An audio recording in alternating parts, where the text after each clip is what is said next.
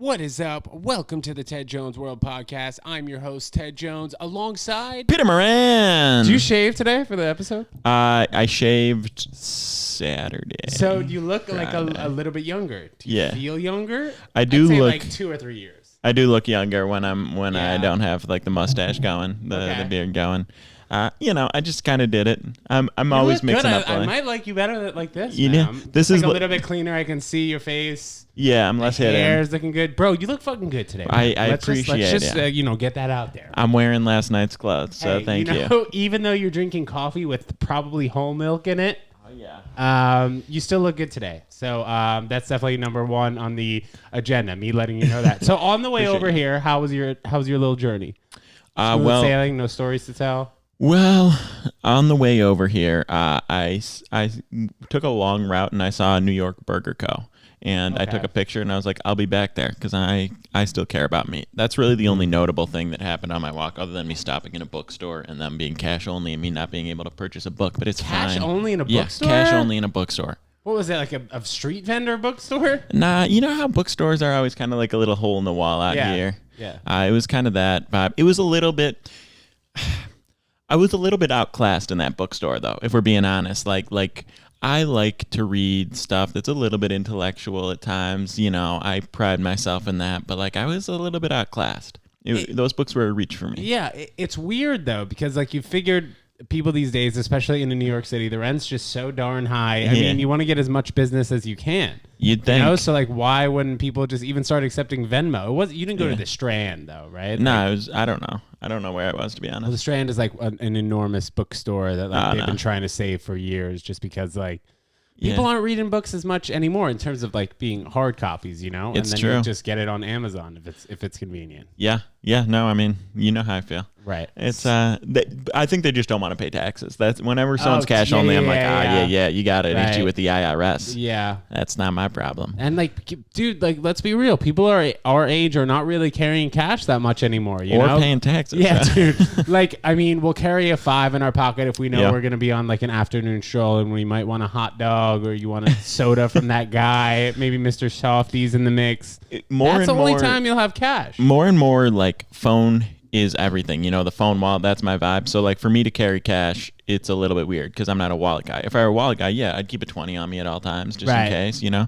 But that's not really the way I'm rolling these days. Right. I mean, you have what's it called? A smart-ish. What's your phone case called? Smartish, yeah. Yeah, Smartish. So you can put like a couple of credit cards in there and some cash also? No, not really. Just stuffing cash in there. Yeah, interesting. So, Peter, I was on the street today briefly before I saw you like homeless, here. like you didn't have a home on the street. You know what I really enjoy? You know when like supers or like building managers or whatever just spraying down the street with like a big hose, and then you're like probably 20 feet away, and then they stop spraying. Yeah. That's a gentleman move, man. I've never had an issue with anybody spraying the sidewalk. They always know. Do it. They cut it close sometimes, but they always know. Yeah, like you're like ready to get upset about like the bottom of your jeans getting wet. Right. Am I going to have to wait here? Cut it out. Yeah.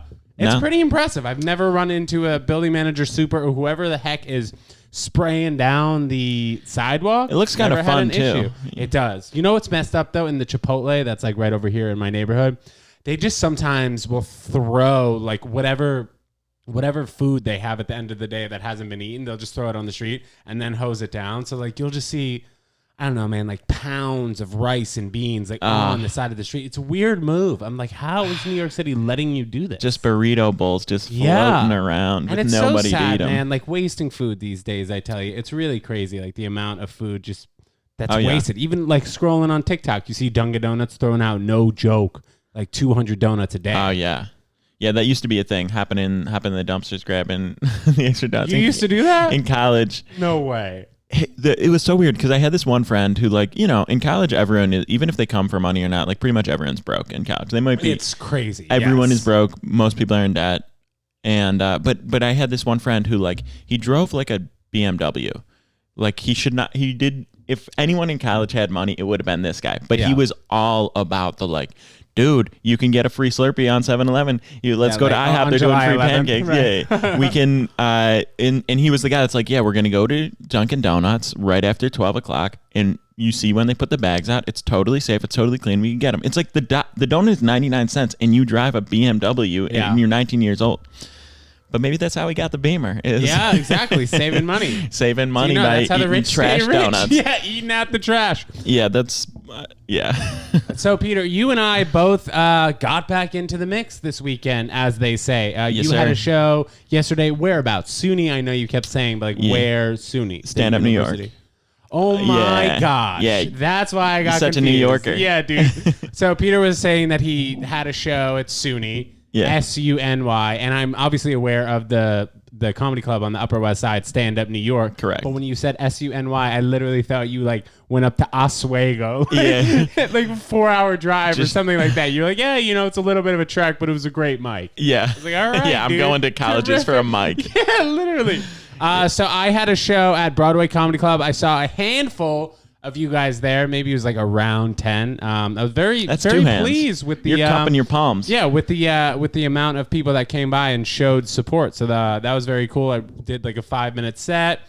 Was I a little bit nervous beforehand, Peter? I was. I bet you were. I was. It's been like a year and a month or a year and 2 months since I had gotten up on stage. It's that month. And I think that like I slowly was getting things together as the set was as the set was going on, like minute by minute. But I mean, it's all about reps, bro. You know, like you just become way less nervous when you put in reps. You know what I mean? And like exactly like the jokes that you're gonna tell. How do you feel about that? Yeah, I mean, it's just like riding a bike, but some people suck at riding bikes. Yeah, some people need the training wheels. That's how I feel. I mean, it's been. I feel better every time I'm back on stage, and I think there's going to be an opportunity in like the next couple of weeks for me to get like a real rhythm. And I'm excited, dude. I'm writing again. I'm feeling good about myself as a person because I'm up there on stage, and I'm living a bit more of a life, which is essential to having new material, new bits. Is like, oh, I actually have life experiences. So that it's all coming together. So speaking of, I guess we'll talk about life experiences. Did you have any, I guess, stories or anything odd happen yesterday at the show, or like was it just a pretty good amount of people? And everything went as planned.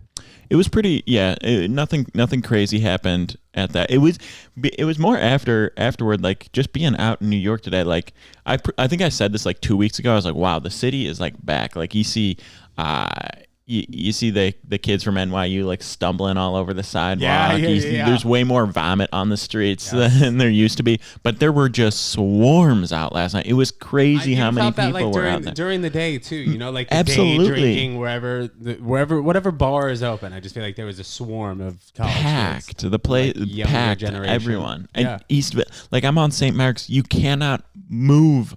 There are so many people. It was like landlocked with bodies. It was like going to a sports event, just walking outside. It was crazy. I went to a friend's rooftop, and another it was a community rooftop, like anyone who lived on the building there. And I bump into like some other comic I know who happened to be there because he had some friend over there. Nice. Like I buy some Adderall from him. What? Well, censor.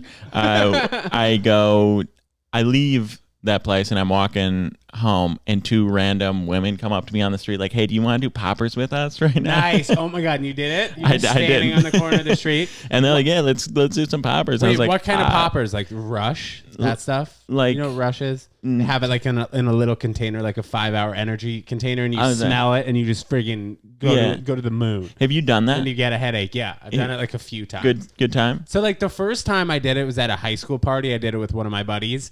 And we were in like the back room. Like my other friend threw a party at his dad's office. So like this kid's dad's office was probably like 10,000 feet, and they were like just in the process of moving in. So it's just an enormous floor of space. And then we set up like tables, there were beers, whatever, like 100 people. My friend had poppers, or maybe it was like another kid had poppers. We took a sniff of it, and dude, we just put our hands on each other's arms. And as soon as we sniffed it, we were like, ah! It was very fun. But seriously, after you inhale that popper, like you get a massively bad headache. I don't know if it starts at like the whatever back here, like on your neck. I wanted to say like cranium, but the cranium is your brain or something. Like that. I don't know. But definitely would recommend sniffing it at least once. You can buy it at any deli, likely. It's called Rush. And you just take an inhale of it. It's like basically like a whiteout kind of whiteout kind of consistency. Yeah. And you just smell it and you go to the freaking moon. So the headache is instant those though? are poppers essentially. Yeah, the headache's pretty instant. It's like miserable. It's probably like like a minute after you do it, you get like a pretty good size headache, and then like it lasts like 5 minutes, and then you just do like another sniff. How long are you like ripped for after it? 5 minutes? No. It probably like the high lasts probably like 20 seconds. Really? Yeah, dude. It's like a crack of sorts, or like whippets. Like you do it, do a whippet. You're like for 30 seconds. Yeah. Do it again. Screw in another one. Huh. Yeah, it can get really bad if you like get addicted to poppers. I bet. But I don't think people really get addicted to poppers. I've heard that the real reason that people use poppers rush is to like, this might sound weird, but like expand your butthole. Yeah, that's what I heard. Yeah, so like you can have sex easier in the butt. Yeah, that's what like I thought it was drug, for. I think. Yeah, Yes. So, that's my association with the drug. So what happened? So what happened with these random girls yesterday on the street who were asking you if you want to do poppers with them? Did you do it? Were you thinking about it? Yeah, I didn't do it. I didn't do it. Yeah. There's part of me was like, for the podcast, should I just? Damn it, you should have. Where are you guys going with these powers? Maybe that's like, what they were both drunk and maybe they were had like the same intentions. and you were like walking by them on the street, and then this is when it happened. I was just standing on the corner, and there were swarms of people, and Yeah. this girl comes up, and she like gives me like a big hug, and she's like, so she have to be drunk, right? I have to be like, gives me a big she knew hug. who you were. No, no, she acted like she knew who I was, but she like big hug, like greeting an old friend type of, just like, oh my God. Well, you seem like an old friend, man. Peter Moran, just hug him on the street, bro. I'm Dash Peter Dash Moran. Yeah. Yeah, I'm Dash Peter Dash Moran. Speaking of of the Venmo, that's the Venmo. Yeah, should we talk about that quickly? Because I have Venmo is Peter Dash Moran Dash 1. Send your money. Peter Dash Moran Dash 1. Yeah. So I want to talk about this quickly. You in the past, I guess, few episodes have talked about your poker gaming situations and how you'll take money from people, kind of like investors, and then you put it in a pool, and then whatever, people split the profits 50-50. I had a DM sent to me that somebody wants to send you money, but they want to know the process a little bit more. I understand. Okay, so it's actually Ruth from Palm Beach who called in to episode 88 yes. of the podcast when we had Zach Tyler Eisen here from Avatar. Yeah. Okay, so episode 88. She's curious about how the process fully works, what tournament will be played with what money. So kind of let's just break that down in terms of like if somebody wants to send you $20, how will they be able to track that money in a sense? This is okay. So let me present two options because it has come up a little bit. By the way, I hope you got your return, a little 10% boost that I sent you back earlier this week. You sent back a Venmo? Yeah. Small I didn't victory. even look. Small victory. I need to put my push notifications on Venmo. Yes, That's sir. great. Okay, terrific. Nice. Small win for Ted. Nice. Slightly bigger win for Lizzie. For mankind, everyone's getting paid. Yeah. Okay, great. So there are two ways I could go about it. Is one, send me entry fee and I'll play one tournament with your money. And if again, I cash in 29% of the tournaments, so the odds are 28, in one time. You had said, but 28, 29. It's 28 point something. 28.5. Just to, average it out. Yeah. Go ahead, sorry. So if that's the case, if you go entry fee, this is how I'll do it moving forward. If you say entry fee, I'll play with your money one time. You'll lose 72% of the time, but if you win, you'll probably at least double your money, and there is the rare possibility of like 100xing in like best case scenario, right? Obviously a tiny percentage. I've only done that a handful of times ever. 100x as in, sorry, I'm not the best at math. 100 but times let me your just investment. try and get this together. $100 would essentially be $10,000. Yeah. If you were to 100x it. Okay. Right. Yeah. If I like won the whole tournament. Right. First and place. how often have you done that? I know that it has happened pretty recently, but like how often are you making $10,000 prize money? I'll tell you how many first place finishes I've done. Yeah. I did 55. I turned into 11.9K. That's the biggest win, the biggest like multiple and the biggest win in my poker career. When was that? That was about a year ago. 55. I was first in a field of like 1,400 people. I turned $33 into $7,000 when I came in first out of 1,600 people. That was a huge one. I turned 88 into $8.3 thousand and $8.7 thousand first of like 650 people. And then I did first of like 240 people with the recent win where I turned $320 into $10,000. So yeah, that's like 5-6 times, whatever it is, where I'd like break 7, 8, 9, 10K. But yeah, those are like the biggest multiples. What most often happens in a given tournament that I score, I turn $55 into $106. Okay. That's like the bottom end. You made it into the money, you didn't get up. Then slow increases. It's a very top heavy with the prize money. If you make it to the final 9, you can get significant multiples, and with each jump from 9, 8, 7, 6, 5, 4, 3, 2, 1, they're huge jumps in the prize money. Anyway, if you send entry fee, I'll do that one-off time. To your Venmo, bigger risk. Shout your Venmo out again. Yeah, Peter-Moran-1. Send entry fee. I'll play one tournament. More often than not, you're going to lose the money, but if you win, it'll be a bigger increase. The other, if you say long-term, I'll put you into the fund for a week, and whatever the result of that week was, if it was plus 5 or 10 or 15, 20%, or minus 10 or 15 or 20%, whatever it is, at the end of the week, I'll send you back that multiple. So the best move is just to, in a Venmo, let you know what exactly the person playing wants. Yeah. And then if they have any issues, just shoot you a DM on IG or whatever. Yeah, totally. You can email us, you can DM me, whatever, like talk about it. I get, you don't want to be throwing randoms your money if you don't know what's going on. Right. But those are the two options. Entry fee, bigger risk, bigger reward. Long term, lower risk, lower reward. Nice, man. Okay. Yeah, dude. Cool. So have you saved a good amount of that money that you've been making from poker? Would you say, like, what are you doing with that money? I know in the past you've talked about how you've taken like a big prize piece and then just like paid down credit cards, paid down whatever the heck else you're paying down. But like, are you putting a good amount of that money away? Do you have like a percentage that you take automatically? Yeah, I switch it up in terms of like what percentages I'll withdraw. Right now, I'm not playing a ton, so I'm not making like huge gains or losses. It's pretty casual. Yeah. But I'm taking out like I'll have a small victory. I'll take out a couple $100, and now I am throwing in a little bit of cryptos because I'll leave it because I withdraw into Bitcoin that's already in the Coinbase. So let's throw it around. Let's get some of that going. It's a little more fun. Watch the money climb. Watch it sink. Yeah. So I'm not doing anything crazy, and I won't until I get another major cash. That's when like decisions need to be made about how I'm going to use that money, how much I'm going to keep in the poker fund, etc. But usually it's not as the huge wins don't happen that often. Usually it's like, oh nice, I made $100. Oh, I lost $100, whatever. Like it's steady. But yeah, I'm starting to diversify the portfolio a little bit. I just like to have enough long shots out there that you never know. Like I might get crazy rich one day. How do you mean? Like you put like 5,000 in Dogecoin? Yeah, some like random cryptos or even just like at some point I'm going to keep 10 grand tucked away under a mattress somewhere. So if I'm ever really, really down on my luck, everything absolutely goes down the hole.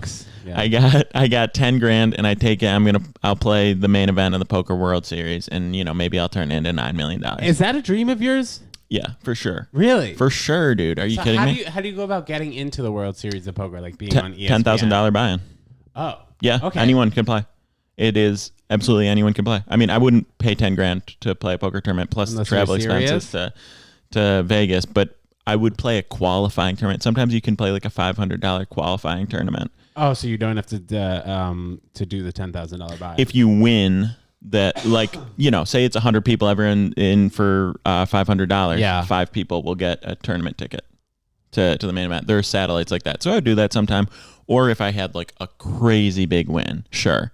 But, poker isn't really a huge priority of mine right now. So I couldn't be like, yeah, I'm going to Poker World Series. I'm putting myself up in Vegas for a while. Like that is a dream, but like I can't mentally I can't have 10 grand on the table right now. I can't handle that. Right. Yeah. It's too, I wouldn't be able to like play my game. I would be too nervous about the money. I need to play with a buy-in where like, yeah, I can take risks. I can lose it. Do you have a poker player that like you look up to or like a famous poker player? I don't think I know of any. Who?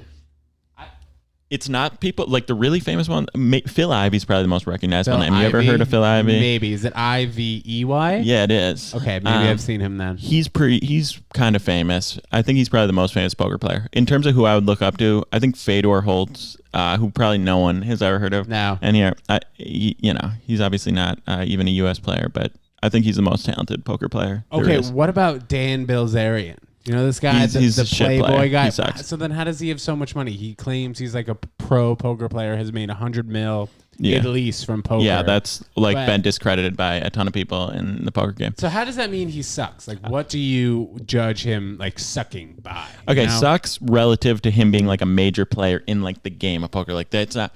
There are like super high roller bowls where like $300,000 buy-ins and stuff like that. He has a ton of money and he can play really recklessly, and he's probably had some huge cashes as well as some massive losses.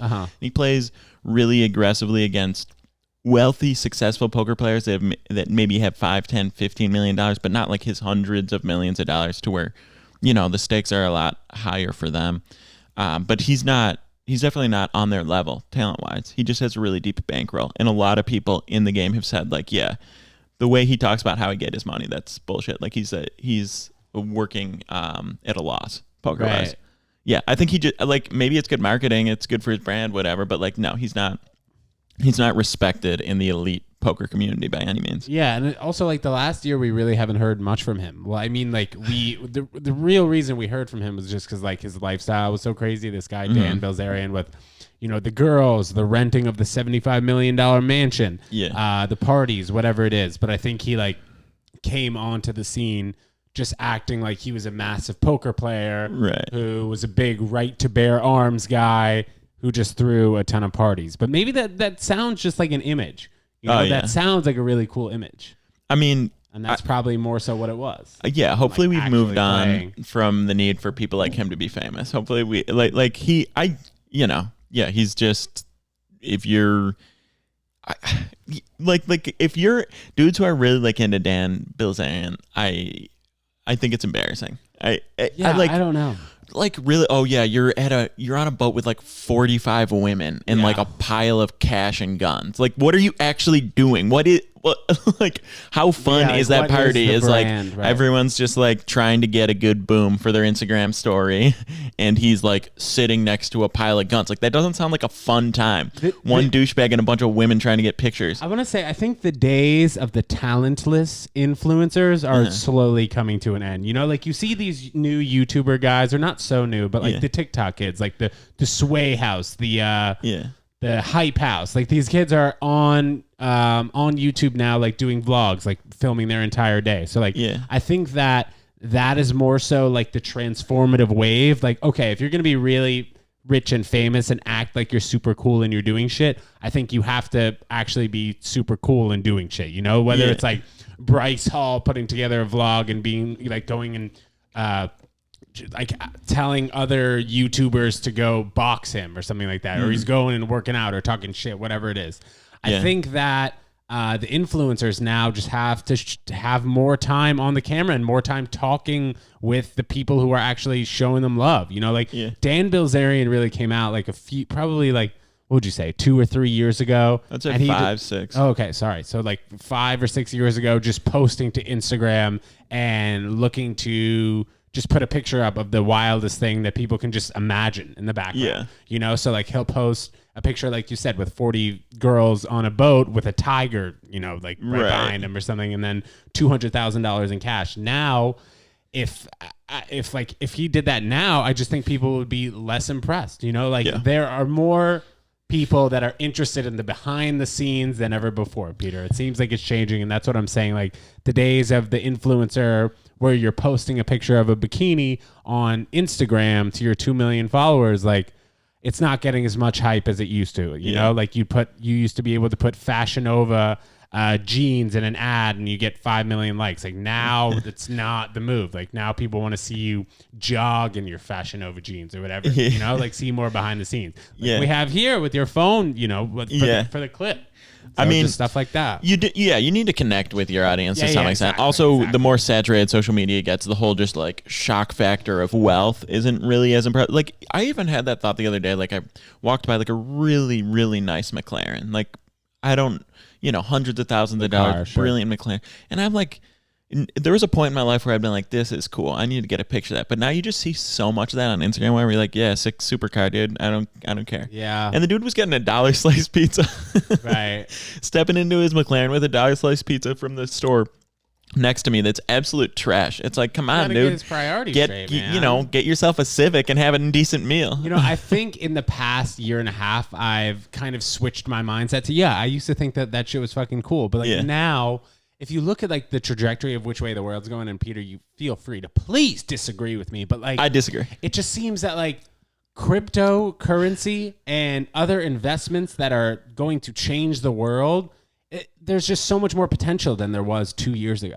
You know what I mean? Like 2 years ago, you can argue like, oh yeah, I don't want to put like $100,000 in Apple. So like my stock will increase 5% each year. That's not fun. Whatever. I'll just buy a McLaren for the same amount of money, even though it's going to go down in value. Whatever. So you're saying people are spending less because there's better investment opportunities? I am. Like when I see a McLaren like this, I'm thinking in my head like way different than I've ever thought before. Like. Or whether it's like, oh, am I going to buy the J brand jeans or whatever? I'll just go to Zara and save $200, something like that. Smart. Like I used to be about the flex, man, and now I'm not. Good. Like, you know what I mean? Like I have 4 pairs of jeans that I wear. I have 3 or 4 or 5, whatever, nice fitting sweatpants, and I noticed like you were kind of the same. Like I'm pretty sure we have these exact same jeans. Oh yeah, I keep it simple with the wardrobe. Yeah. So that's just like Steve Jobs, Bill Gates, and whatever. Less decisions, Mark Zuckerberg, your boy. Yeah. Less decisions a day is just better because then you've got a more creative thinking mind. But in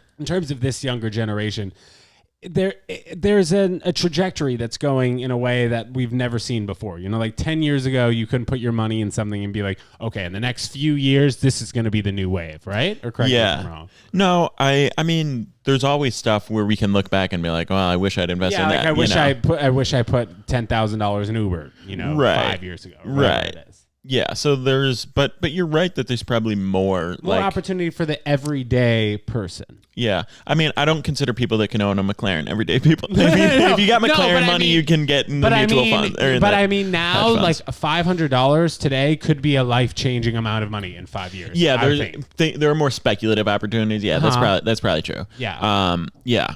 Peter-Brand-1, send me $500. I'll change your life. Absolutely. And like Dogecoin, man, if you put $500 in Dogecoin a year ago today, it'd be up 15,000%. Yeah. So like little things like that. You were talking, you put it in speculative cryptos. Forget about your money. Check it again in a year. Do not check it every single day because you're just gonna, you're gonna lose your shirt. You're just gonna want to sell whatever it is. Like one of my buddies bought XRP at like 15 cents and now it's whatever today is. Now it's around like $1.10. So he bought it at 15 cents, sold it at like 35 cents, made a crazy profit. But like, look how much money he's missing out on right now. And it's just like this crypto wave. I mean, to me at least, in the bottom of my heart, I think that it's a revolution, man. I mean, it's changing the way we are going to see money, man. It's the new internet. Why? Why what? Yeah. There is validity. There's validity in the crypto investing, but you sometimes just start throwing around buzzwords like you're like doing like you're just gobbling up a presentation. Understand to listen, grasp onto my words. Yeah, but I need some substance from you. Okay. Yes, there are some where we could get major profits, but there's a ton that are going to lose. And just like any other speculative investment, a lot of people are going to get screwed. A lot of people are going to lose their money off. Well, I wouldn't say put your life savings in a speculative stock like Dogecoin or XRP or Cardano. You don't want to put it in something speculative, but something that has shown true trajectory over the life of its existence. Mm-hmm. That's something that you don't have to put your entire life savings into it, but most of your life savings. Let's take out 10% of the S&P money that you put in years ago, and let's be a little bit risky. Like that's how we're gonna get wealthy. You know what I'm saying? Like we're not gonna get wealthy, man, just keeping our money in the S&P 500. Now, while we'll get good returns, yes, we'll make maybe 10% over a 10-year span, but let's take out 10% of that money and put it in speculative shit. Or you put it in stuff has shown that your trajectory will stay consistent. Yeah. Ish. And people calling crypto super volatile, it's the beginning of the wave. Like it's going to be a little bit volatile. Like when the internet came out, man, it was volatile. People didn't understand what was volatile about it? Well, people were like, all right, this is just a fad. Yeah. Same thing with the plane, same things with cars. It's just a fad. Oh, it'll last. But it's really more convenient to use a horse It's really more convenient to after the horse didn't work. It's really more convenient to use a car, plane. Now you use the freaking Hyperloop that Elon Musk made. I don't know. There are times throughout each generational period that there is a revolutionary thing that takes us almost to the moon or to Mars, rather, Peter. Well, that's, I think, what I'm saying. I'm not a financial analyst by any means. I am. I'd say slightly smarter than maybe the average person, and I see trends coming. But I'm not a genius, but I think that when you see things that are changing around you, you have to pay attention to it. Don't be so stubborn. Don't listen to Warren Buffett when he's talking about Bitcoin. This guy has made how much money after his 55th birthday? Probably 99% of his net worth after his 55th birthday. Well, you know what that is? Yeah, what? Patience. Yeah, that's that compound. That's what you. Compounding interest. The compounding interest that you deter people from. Yes. Now, granted, if you're starting with Warren Buffett money, you don't really need to be as aggressive. I agree with the throw a little bit in there and let it ride. See if you get a nice payday. Yeah. But for the most part, like we told Tom in the last episode, play it. If you got the money, play it safe. It'll always be there. It'll keep building. I don't really think I'm going to tie it back. What do you mean if you got the money, play it safe though? If you have a good chunk, invest a small portion in something more volatile. But for the most part, you're in a great position where you have enough where that 10% compounded annually is going to be a big deal. It's going to help you out a lot. And you don't need to go crazy to I only have $1,000 and I want to turn it into something. You're sitting on a good pile of cash and you can be comfortable for a long time. But I think we got to pull the trigger and be risky sometimes, man. Especially in this age when you can 100x your money. Yeah. I'm going to tie it back to poker before we get out of here. Sure, please. 2019 or 18 World Series. Poker? Yeah. Of baseball. Yeah. We still need to have a catch in Central Park. That's right. Just about to hit my 5-year not throwing anniversary. Oh, wow. Yeah. But you're going to be okay throwing it from 40 feet, you and I? 40 feet? Yeah. You don't even want to go a full 60? Bro, you haven't thrown in 5 years. I'm trying to be nice to you on air. Pick up a baseball right now. Fine, we'll go for a 90-yard toss. Yeah. 90 yards, sorry. 90 feet. I mean, that's also home to first. That's cash. 90 feet, yes. Cash. Right.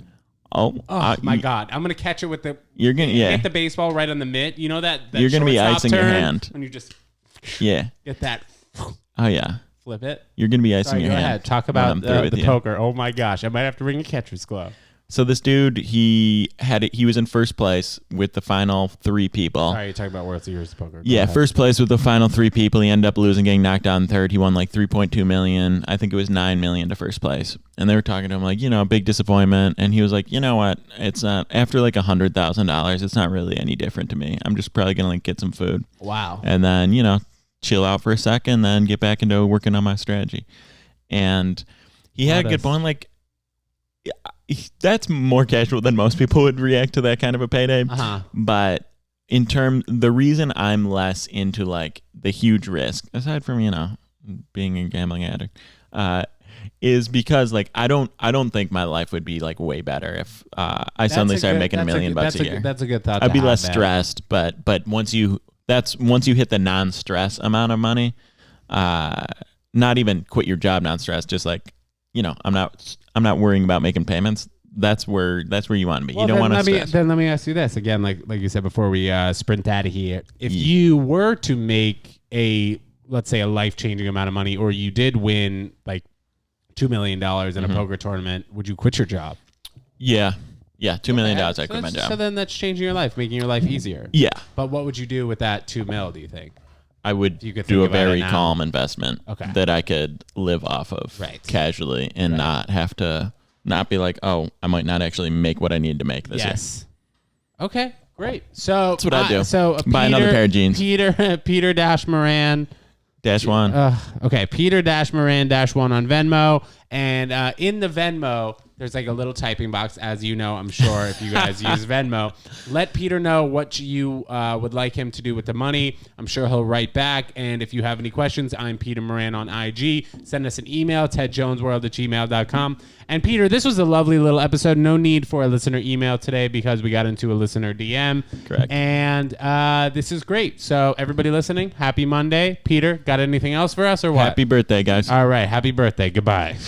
Thanks for tuning into the Ted Jones World Podcast with Peter Moran. Don't forget to rate, comment, subscribe. We've got new episodes dropping every Monday, Thursday, Saturday at 12 a.m. Follow us on TikTok, Ted Jones World Podcast. Hell yeah.